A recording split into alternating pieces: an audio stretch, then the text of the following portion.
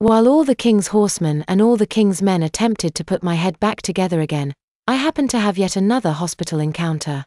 Yeah, no kidding. Maybe it's a sign that I should study medicine when I go to college? Anyway, the encounter was quite brief and I never actually saw the diaper, but I did hear about it. I was lying on my stomach on the rolling bed in the elevator. Some guy was taking me to have my head x-rayed and we weren't alone in the elevator. There was a fairly attractive lady present. I guessed she was in her mid-30s, with long shiny rust-colored hair and pale, glowing skin. Although she looked worried and tired, she still looked pretty dang hot to me. I guessed that the girl and boy standing in front of her were her children, an easy assumption to make. The girl was only tall enough for me to see her head, from her lips up. She looked like a smaller version of her mother, but with shorter hair. The boy was rather pleasing to the eyes as well, with his rust-colored hair which he wore parted on one side. However, his most prominent feature was his heavily freckled nose. In another place and time, I probably would have made some kind of wise crack about him looking like Rudolph the red-nosed reindeer. The boy glanced my way and we made momentary eye contact. He smiled politely, but I can't remember if I smiled back. I mean, I was suffering from a head injury, so things were a little hazy. He looked fairly young, but not too young. Like I said before, I'm a bad judge of people's age, however I would hazard to guess that he was maybe 8 or 9 years old, but his eyes looked much older than that. A shiver ran through me and the orderly who was talking me to get x-rayed, patting my back and asked me, "You doing okay?" "Oh yeah, but I'm cold," I mumbled. "That's probably the ice pack," he said and tucked the thin blanket up around my neck. "When we get up to x-ray, they have some nice warm blankets. I'll get you one." The boy and I made eye contact again. This time, he didn't smile. He looked worried, or concerned about something. I watched as he turned toward his mother and motioned for her to bend down to his level. Cupping his hands around his mouth, he whispered, "I had an accident again." Although he thought he was whispering, everybody in the elevator heard it.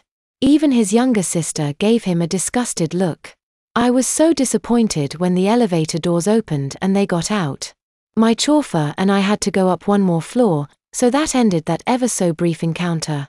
I am not sure if this next encounter actually happened or not.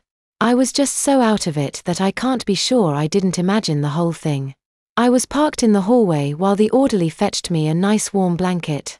Oh, it felt so good when he laid it over me. "How's that?" he asked. "Cozy," I hummed. "I'll be back to get you when they're done taking your picture, okay?" he said with a jovial grin as he tucking the blanket under my chin for me. "Sure, don't worry about me," I said, trying to be amusing. "I'll just be hanging out here till you get back." This is the part that I'm not sure happened or not.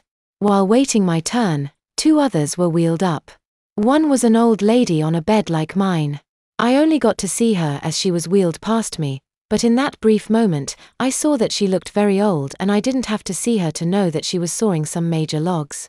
The other to arrive was a boy who looked to be about my age, and he was in a wheelchair. Unlike the lady who had been parked behind me, he was placed so that he and I could see each other. "What you in for?" he asked with a sniffle. He looked like he'd recently been crying and it was clear to see why. Both of his arms were wrapped up like a mummy and he wasn't wearing a shirt or hospital gown, so I could see that his chest was covered with a large square bandage. "Hit my head," I told him. "What happened to you?" "Neighbor's dog attacked me," he said with another sniffle. "Looks painful," I said. His face contorted as he said, "It is. And this chair is really killing my butt." I rolled my eyes slightly to the side and waves of pain radiated from the back of my head. I closed my eyes and tried to suffer through it. When I opened them again, the boy was squirming around in his chair, trying to get more comfortable. That is when the blanket which had been covering his lap and legs fell away, revealing a diaper, of course. But it wasn't a green hospital-style disposable diaper like I would have expected. It was white and extremely thick-looking. It also sat high on his abdomen and there was so much padding in the middle that it forced his knees apart. It's not really important, but I also noticed that his legs had bandages on them too. I guess that dog really tore into him. I would have expected the poor guy to have died of embarrassment, but he didn't. He simply looked down at the fallen blanket, then to me, and that is when he winked at me as though he knew that I was enraptured. I closed my eyes for a moment, and when I opened them again, the blanket was back on him where it had been before. A moment or two later, some lady came and took him away, leaving me to lie there and wonder if the whole thing had really happened or if I dreamt it all.